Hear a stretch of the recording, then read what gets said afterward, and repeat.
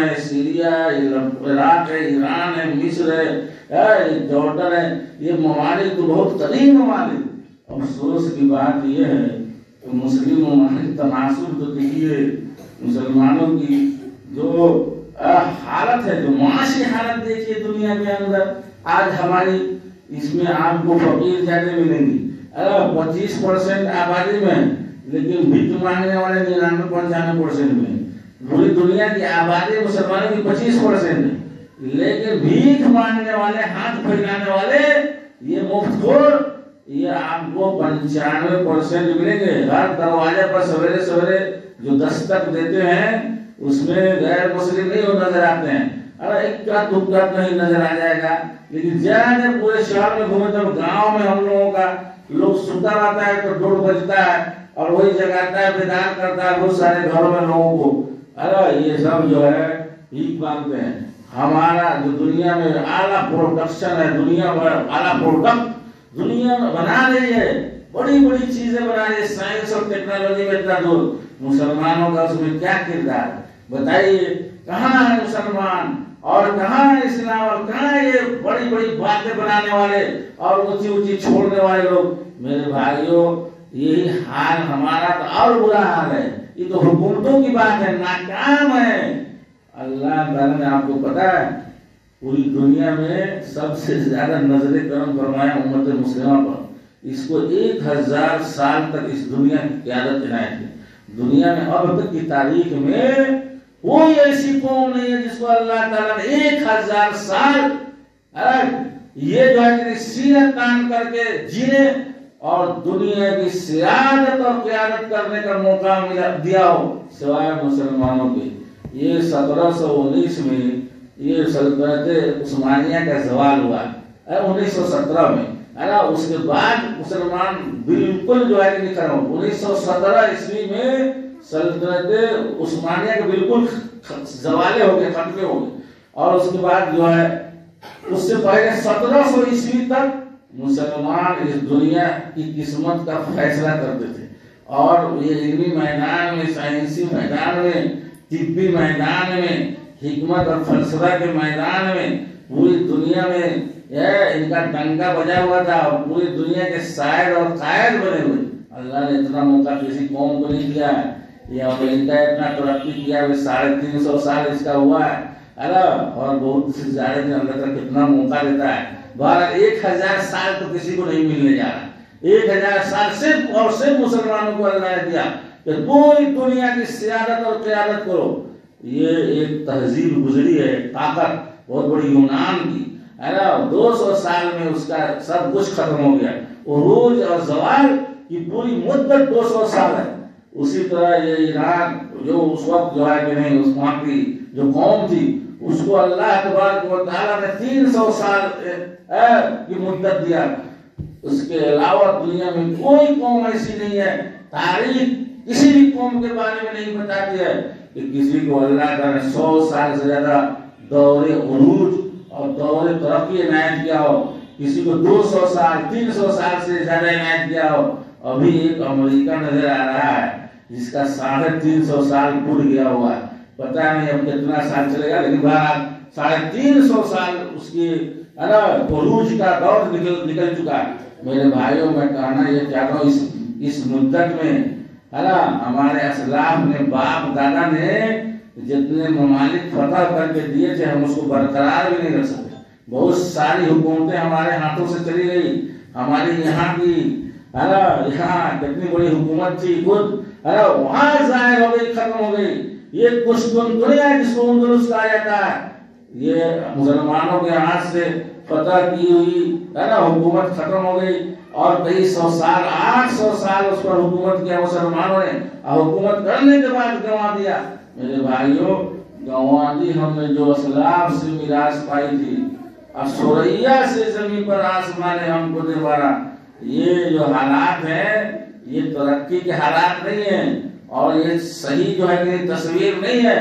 مسلمانوں کے اندر کچھ تبدیلیاں آنی چاہیے، اور تبدیلی لائے بغیر حالت تبدیل نہیں ہو سکتی ہے۔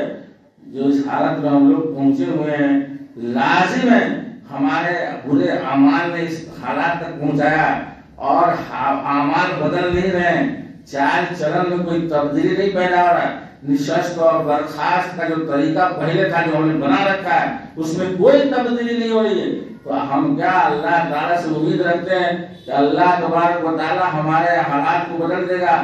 اللہ کا قانون ہے پہلے تم بدلو، ہم اپنا نظام بدلیں گے، لیکن پہلے تمہیں بدلنا ہوگا۔ تمہارے برے اعمال نے یہاں تک پہنچایا ہے اور یہ سیاہ دن اور یہ کالی راتیں دکھایا ہے، تمہارے اعمال نے دکھایا ہے۔ تم اپنے اعمال کی فکر کرو، اس کی اصلاح کرو۔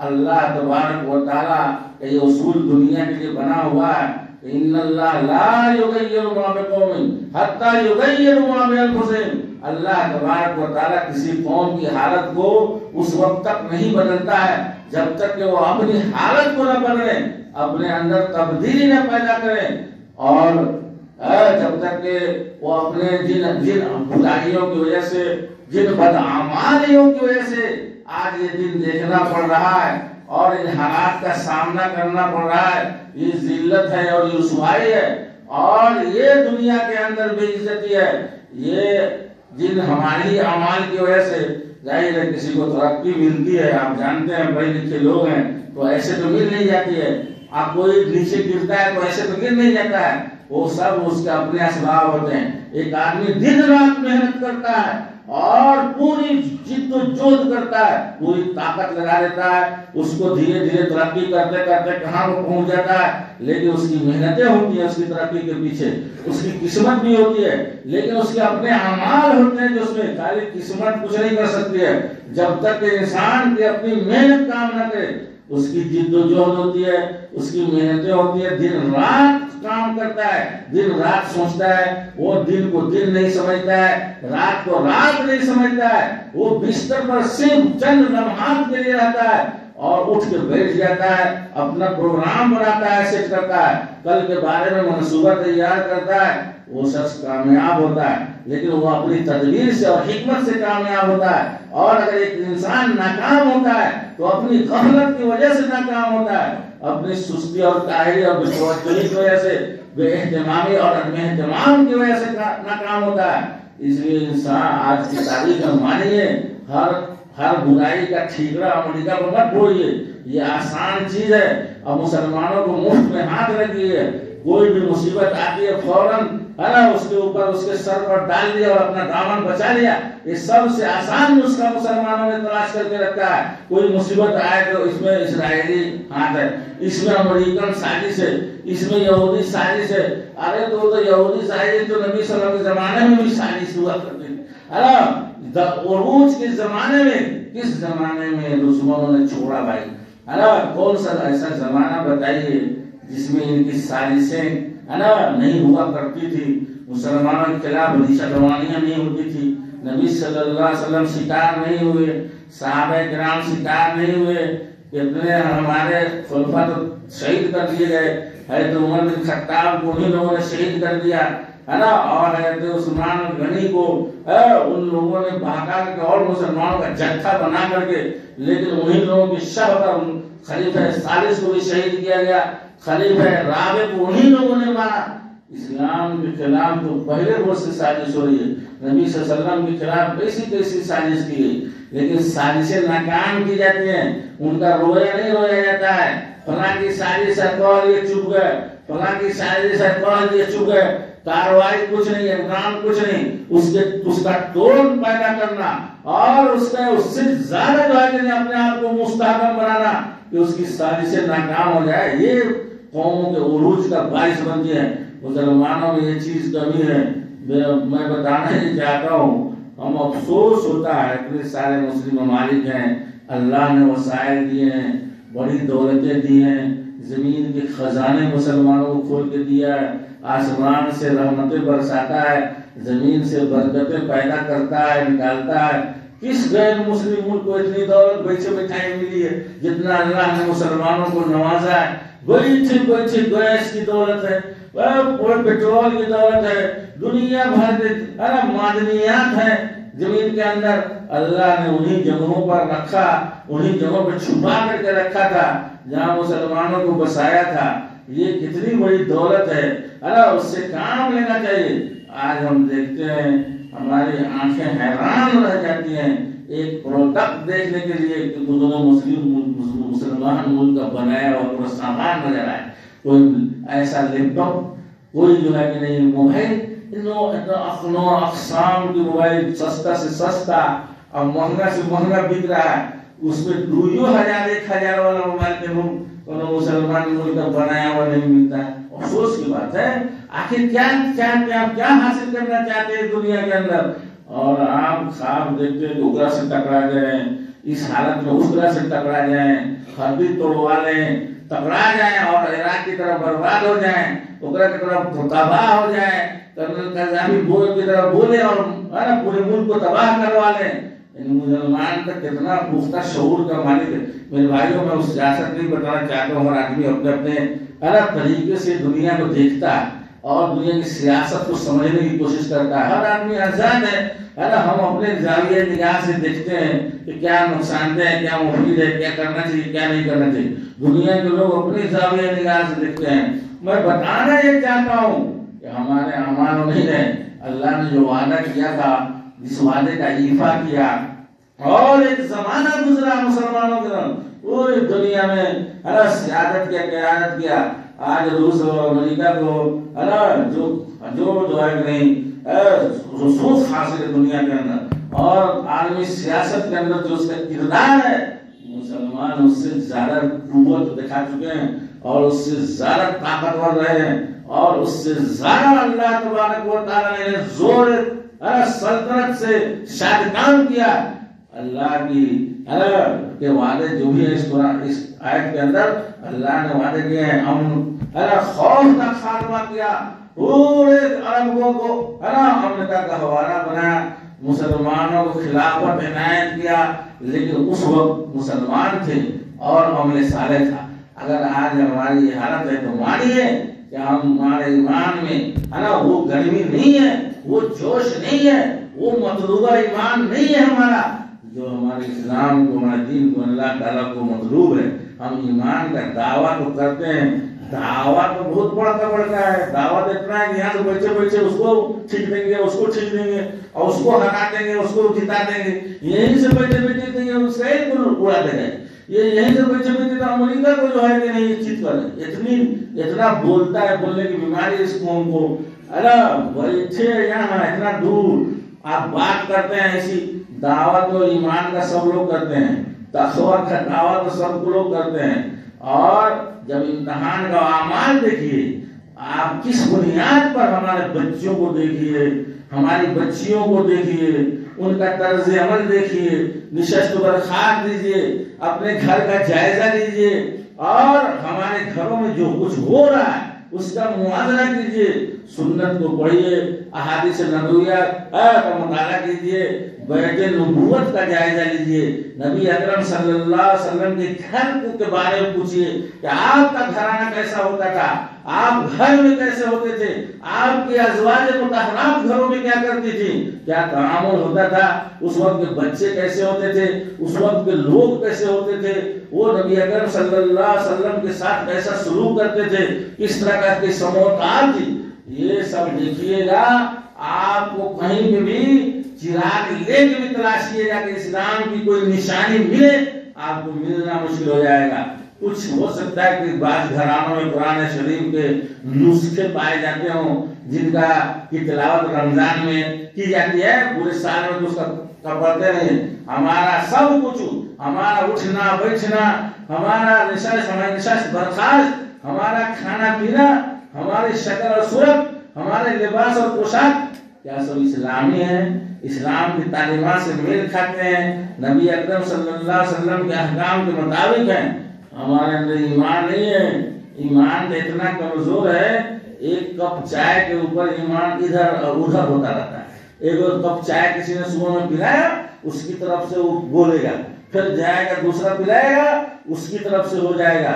ایک گلی پان کسی نے کھلایا، ہاں حضور آپ سے بڑھ کر آپ سے بہتر کون ہو سکتا ہے، ایک دم آپ بہت اچھے ہیں، آپ بہت اچھا کہا، آپ نے بہت اچھا سنایا، یعنی ایک کپ چائے اور ایک کھلی پان اور ایک جھوٹ سرتی ہے نا، پر ایمان جو ہے کہ نہیں ادھر سے ادھر پنڈولم کی طرح ڈولتا ہے. یہ مسلمان جنہیں دیکھ کے شرمائے ہو، یہ جو ہے اس کی شکل صورت دیکھتے ہیں، لباس پوشاک دیکھتے ہیں، نشست برخاست دیکھتے ہیں، ان کا اسٹائل دیکھتے ہیں، چلنے کا، بال کاٹنے کے کٹوانے کا، اس اسٹائل کا بال کٹ رہا ہے جس کو نبی اکرم صلی اللہ علیہ وسلم نے لعنت بھیجی ہے، جو مغرور شکل ہوتی ہے نبی صلی اللہ علیہ وسلم نے اس کو منحوس قرار دیا ہے. اس کٹنگ کا بال رکھتے ہیں اور جھاڑتے جھوٹتے ایک دم وہ ہلاتے ہلاتے چلتے ہیں. مسجد میں بھی لے کے آتا ہے اس طرح کا بال اور پہلے کرتا رہتا ہے. ارے مسجد میں بھی نماز پڑھے گا تو سر اٹھائے گا تو اس طرح مارے گا، اور پھر سجدہ میں جائے گا تو پھر اس طرح ہلائے گا. یعنی کہ اس سے بڑا انسان ہو جاتا ہے. اس شکل صورت جو تمہارا جانب دشمن ہے، جس کو تم اپنا ازلی دشمن سمجھتے ہو، حالانکہ صرف بولتے ہو سمجھتے نہیں ہو، سمجھتے تو نفرت کرتے.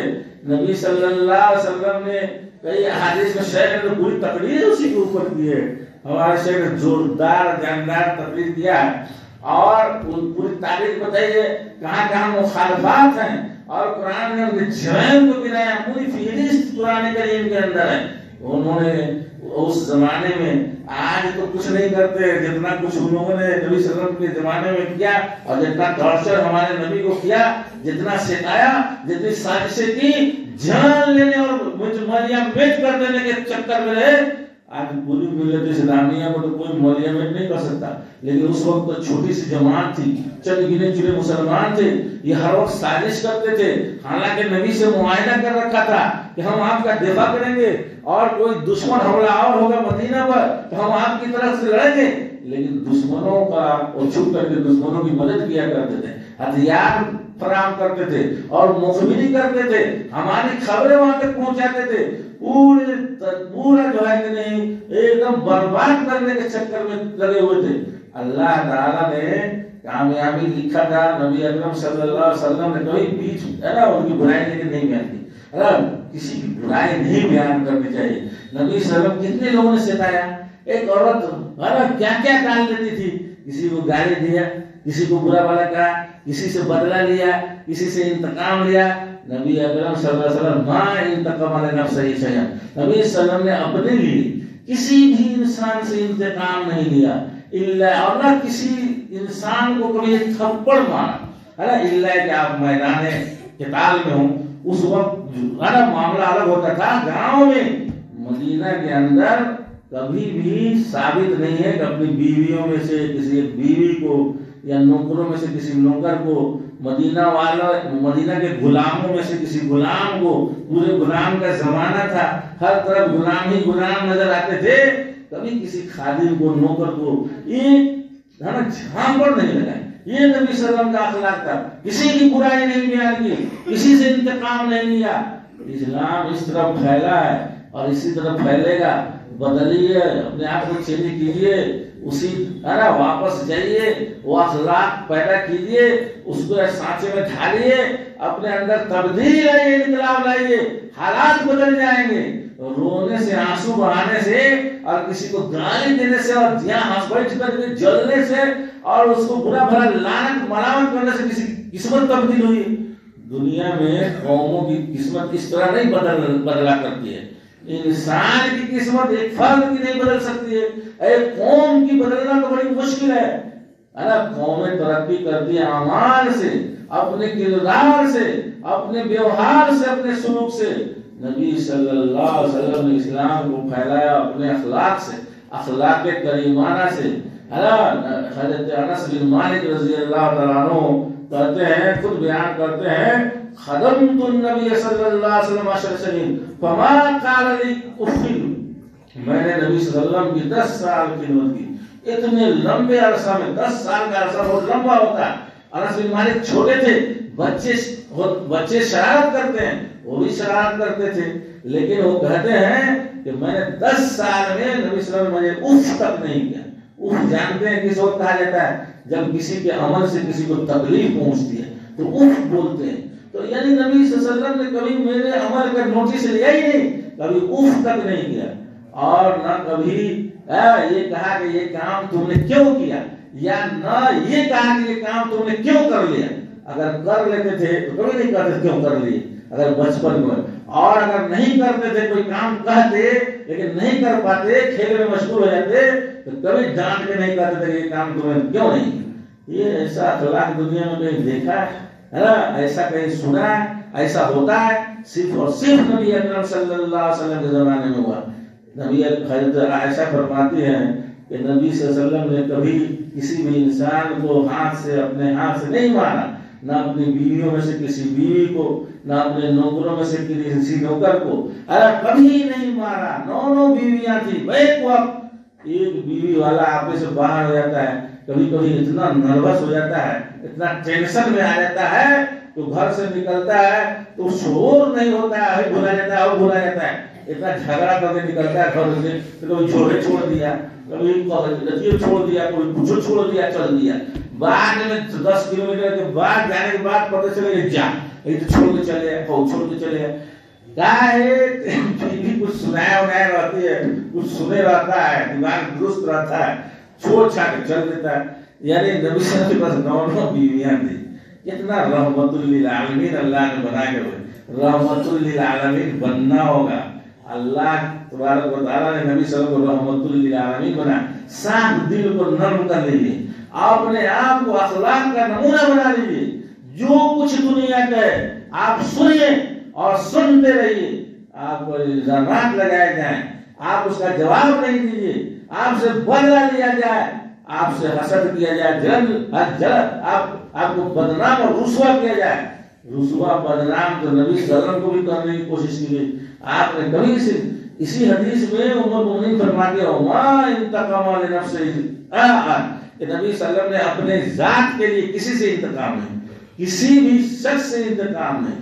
میرے بھائیوں, کبھی نبی صلی اللہ علیہ وسلم نے انتقام نہیں لیا. ایک ایسے اتنے نارمل شریف انسان کہ جب مدینہ میں نکلتے تھے تو مدینہ کی کالی کلوٹی لونڈی ہے نا باندھی, اس وقت باندھی غلام سے بات کرنا شان کے خلاف مانا جاتا تھا, اور کسی بھی آزاد انسان کے لیے لونڈی سے ہے نا بات کرنا, کھڑا ہو جانا, اس کی بات سننا, یہ شان اور شرافت کے خلاف تھا عرب کے. لیکن نبی صلی اللہ علیہ وسلم کا ہاتھ پکڑ لیتی تھی لونڈی اور گھماتی تھی کہ چلیے وزن, چلیے وہاں ہمارا بوجھا اٹھا دیجیے, چلیے یہاں ہمارا ہر کام کریے, اس سے بات کیجیے, اس سے سفارش کر دیجیے, ہمارا یہ کام کر دیجیے, وہ کام کر دیجیے. نبی صلی اللہ علیہ وسلم گھومتے رہتے تھے پیچھے پیچھے. ارے اتنی بڑی ذات اللہ تبارک و تعالیٰ کے بعد نبی اکرم صلی اللہ علیہ وسلم کی ایک لونڈی کے پیچھے مدینہ میں گھوما کرتے تھے.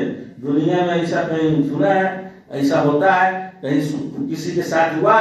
یہ نبی اکرم صلی اللہ علیہ وسلم کے زمانے میں مسلمانوں کو دھیرے دھیرے مسلمانوں میں تبدیلی آئی, لیکن اتنی تبدیلی نہیں آئی تھی جب تک اس طرح کے آثار تھے مسلمان میں, اخلاق, وہ ایمانداری, وہ صداقت.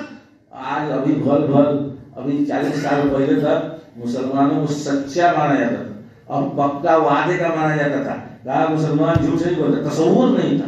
لوگ کہتے تھے تو مسلمان جھوٹ نہیں بولتے. آج ابھی تک ابھی کے حالات ایسے ہیں کہ جھوٹ یہی بولتا ہے, یہ حسد یہی کرتا ہے, یہ جلن کی آگ میں یہی جلتا رہتا ہے. جو جل کے راک ہو گیا ہوا ہے, کیا ترقی کرے گا؟ یہ پوری کی پوری قوم جل کے راک ہے نا, وہ اس سے جل رہا ہے, وہ اس کے پیچھے پڑا ہوا ہے, وہ اس کے پیچھے پڑا ہوا ہے, اس کا ٹنگا آگے بڑھتا ہے تو یہ کا ٹنگا کھینچ لیتا ہے.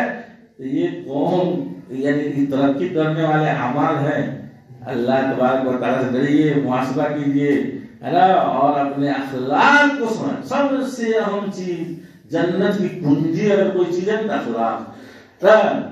اور میزان میں اللہ کے ترازو میں قیامت کے دن سب سے وزنی چیز ہے نا نماز اور روزہ نہیں تو فریضہ ہے ہی ہے, لیکن اخلاق, انسان کا کیریکٹر. اس لیے اللہ تعالیٰ نے باخلاق اور اخلاق کا اعلیٰ معیار کا انسان بنا کر کے آپ کو بھیجا. انما بعثت لأتمم مکارم الاخلاق. اللہ تعالیٰ نے نبی صلی اللہ علیہ وسلم کو بھیجا ہی تھا, مقصد بعثت ہی قرار دیا کہ میں لوگوں میں اچھے اخلاق کی آبیاری کروں اور اچھے اخلاق کی حامل انسان تیار کروں. ہم کو اللہ نے بھیجا ہی ہے اخلاق سدھارنے کے لیے, یعنی سدھارک تھے, اخلاق سنوارنے والے تھے. اور ہم مسلمان آج کی تاریخ میں سب سے زیادہ بد اخلاق. हमारे बच्चों को देखिए बोलने का ढंग नहीं है ना। ये मोहल्ला में जाइए घर से पूछिए बात हो अब्बा हो ना हो, यानी कायदे से बात तो नहीं करेगा, पूरी बात सुनेगा भी नहीं चलेगा। और दूसरे का जाइए दूसरे घर में, यहाँ हमारे कहिए जी पापा जी नहीं है, कहिए क्या बात है, आइए बैठिए, है ना, आइए जो है नहीं बढ़ जाइए। यानी इतना अखलाक से बात करेगा। तरक्की करने वाली कौम अलग होती है, ऊंचा उठने वाली कौम अलग होती है। वो निजी से वो इमारत दूसरी तरह तर्ज की खड़ी होती है। जिस इमारत को फलकदोश बनना होता है, बहुत ऊंचा जाना होता है, उसकी बुनियाद बहुत मजबूत होती है, वो सीधी होती है। फिर मीजान मिन हुस्निल खुलुक, मीजान में तराजू में अल्लाह के अखलाक से ज्यादा वजनदार कोई अमल नहीं हो। अखलाक की बात कीजिए, अखलाक को सुधारिए, उस पर ध्यान देने की कोशिश कीजिए। अगर कोई 5 गाली दीजिए बर्दाश्त कर जाइए, सब जानते हैं कितना बड़ा फल है उसका। अल्लाह ताला ने क्या अजर रखा है सब्र करने वालों को। एक झापड़ लगा दीजिए तो जेल जाइए, कहाँ लगती है सब मुकदमा लड़िएगा, बहुत बड़ा लफड़ा पैदा होगा, उसका भी नुकसान उसका भी नुकसान। एक झापड़ खाइए, ये क्या हो गया। अल्लाह के रसूल सल्लल्लाहु अलैहि वसल्लम ने फरमाया, जो तवाज़ु इख्तियार करता है, खाकसारी इख्तियार करता है, अल्लाह ताला उसको ऊंचा उठाता है, वो झुकता है और अल्लाह ताला उसको ऊंचा करता है। और उसका उल्टा मुतकब्बिर गुरूर वाला जो ऊंचा उठता है तो अल्लाह ताला उसको फंसाता है और दबाता है, और जो खुद झुकता है अल्लाह ताला उसको उठाता है। ये अल्लाह का निजाम है, सिस्टम है। अखलाक सुधारने की जरूरत है, अमाल पर नजरसानी की जरूरत है, हर वक्त अपने नफ्स का जायजा लेने की जरूरत है। बहुत सारी गलतियां हम करते हैं, हम तकरीर कर रहे हैं, हमको दूध के धुले तो है नहीं, लेकिन चूंकि हम यहाँ पे बैठे हुए इसे बताना जरूरी है ना। लेकिन जो बीमारियां आपके पास बता रहे हैं वो हमारे अंदर भी बदल के रकम मौजूद है। ये नहीं कि हम दूध के धुले हुए हैं, हम अलग थलग होने इंसान है आए हैं, लेकिन चूंकि हम यहाँ बैठे हुए तो हमारा काम कहना है, सुनना तो है नहीं। अगर आप कोई कह रहे थे जो हम सुन रहे थे, लेकिन यह अखलाक बहुत जरूरी है। इसी से कौमें उठती है, इसी से सवाल पसीर होती है, और यही चीज है जो इंसान को उठाने वाली है। अल्लाह तबारक व तआला से दुआ है, अल्लाह तबारक व तआला हमें अखलाक हसना की दौलत से मालामाल फरमाए। अल्लाह तबारक व तआला हमारी नियतों की इस्लाह फरमाए, अल्लाह ताला हमारे अमाल की इस्लाह फरमाए, अल्लाह तबारक व तआला मिल्लत इस्लामिया के बात फरमाए, अल्लाह ताला हमारे वतन अजीज के बात फरमाए, अल्लाह ताला हमारे इस वतन को, हमारे इस मुल्क को हम इनका गहवारा बनाए। अल्लाह तबारक व तआला हमारे मुसलमान भाइयों की हिफाजत फरमाए, अल्लाह तबारक व तआला हमारी बहनों की, हमारी बेटियों की इज्जतों की हिफाजत फरमाए, हमारे नौजवानों की हिफाजत फरमाए, अल्लाह ताला हमारे मसाजिद की हिफाजत फरमाए, हमारे मशाइख मुक़द्दसा की हिफाजत फरमाए। वक़ूलू क़ौली हाज़ा व अस्तग़फ़िरुल्लाह ली व लकुम व लिसाइरिल मुस्लिमीन फस्तग़फिरूहु।